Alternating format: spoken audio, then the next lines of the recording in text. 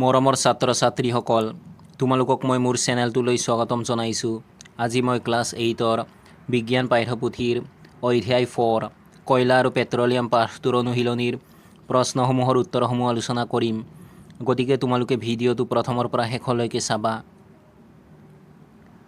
অনুশীলনীৰ 1 নম্বৰত দিয়া আছে CNG আৰু LPGক ইন্ধন হিচাপে ব্যৱহাৰ কৰা সুবিধাসমূহ কি কি?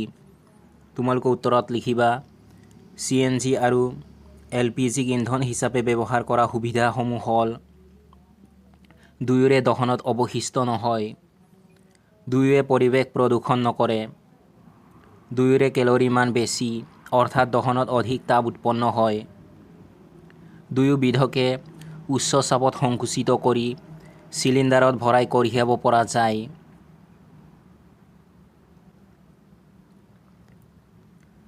দুই নম্বৰ প্ৰশ্নটো হৈছে ৰাস্তা বনাওঁতে ওপৰৰ তৰপত ব্যৱহাৰ কৰা পেট্ৰলিয়ামজাত সামগ্ৰীটোৰ নাম কি? তোমালোকে উত্তৰত লিখিবা বিটুমেন।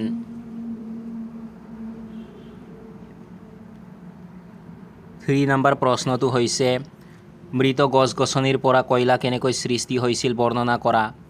এই প্ৰক্ৰিয়াটোৰ নাম কি?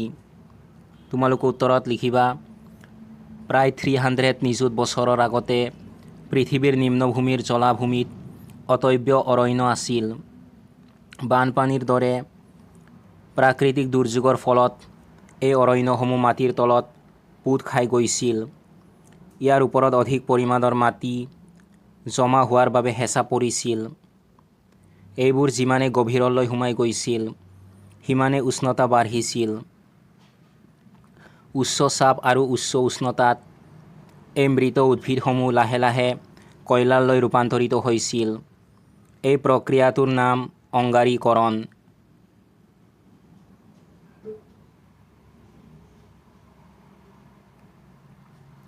4 নম্বৰত দিয়া আছে খালী ঠাই পূৰ কৰা।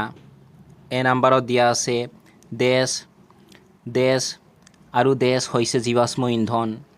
প্ৰথমটো খালী ঠাইত লিখিবা কয়লা, দ্বিতীয়টো খালী ঠাইত লিখিবা পেট্ৰলিয়াম, তৃতীয়টো খালী ঠাইত লিখিবা প্ৰাকৃতিক গেছ।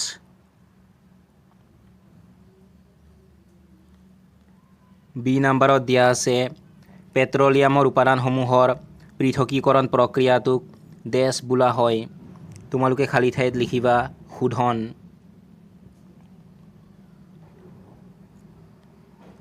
চি নম্বৰত দিয়া আছে আটাইতকৈ কম প্ৰদূষিত কৰা যান বাহনৰ ইন্ধনটো হ'ল ডেছ। তোমালোকে খালী ঠাইত লিখিবা CNG।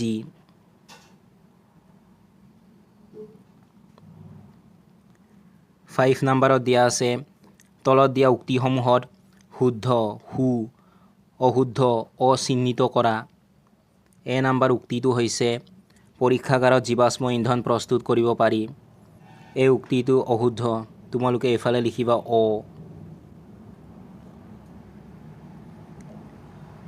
বি নম্বৰ উক্তিটো হৈছে পেট্ৰলতকৈ CNG বেছি প্ৰদূষক ইন্ধন।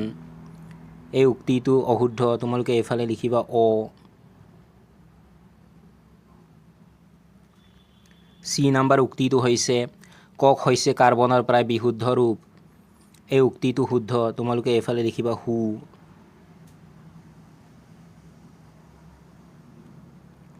ডি নম্বৰ উক্তিটো হৈছে আলকতৰা হৈছে বিভিন্ন উপাদানৰ এটা মিশ্ৰণ। এই উক্তিটো শুদ্ধ। তোমালোকে এইফালে লিখিবা হু। ই নম্বৰ উক্তিটো হৈছে কেৰাচিন জীৱাশ্ম ইন্ধন নহয়। এই উক্তিটো অশুদ্ধ। তোমালোকে এইফালে লিখিবা অ।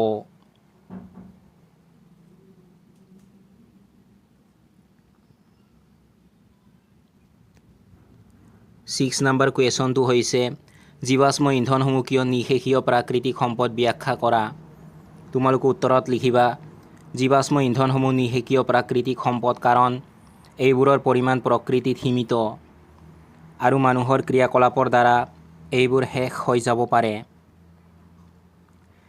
এইবোৰ সৃষ্টি হ'বলৈ লাখ লাখ বছৰ লাগে, কিন্তু বৰ্তমানৰ ব্যৱহাৰৰ হাৰত এইবোৰ সোনকালে শেষ হোৱাৰ সম্ভাৱনা আছে।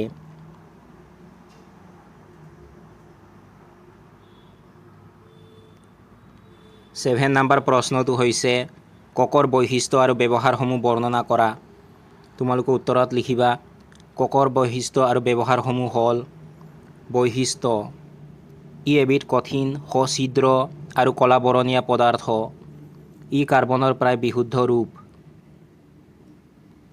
ব্যৱহাৰ ইয়াক তীখাৰ উৎপাদন আৰু বহুতো ধাতু নিষ্কাশনৰ ক্ষেত্ৰত ব্যৱহাৰ কৰা হয়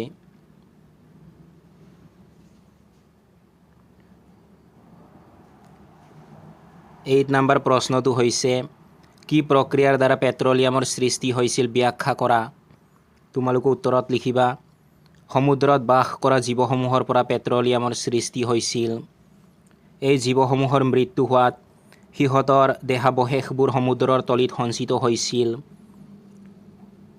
আৰু বালি আৰু বোকাৰ তৰপেৰে ঢাক খাই এইবোৰ পুত গৈছিল কালক্ৰমত বহু নিযুত বছৰ ধৰি অক্সিজেনহীন পৰিৱেশ প্ৰচুৰ তাপ আৰু অত্যাধিক চাপৰ প্ৰভাৱত মৃত জীৱসমূহক পেট্ৰলিয়াম আৰু প্ৰাকৃতিক গেছলৈ ৰূপান্তৰিত কৰে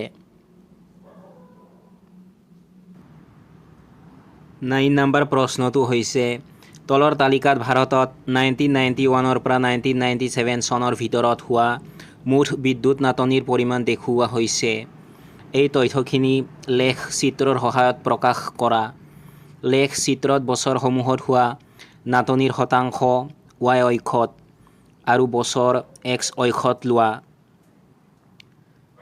মই তোমালোকক এই তালিকাত দিয়া তথ্যখিনি লেখ চিত্ৰৰ সহায়ত প্ৰকাশ কৰি দিছোঁ তোমালোকে এইখিনি চাই কৰি ল'বা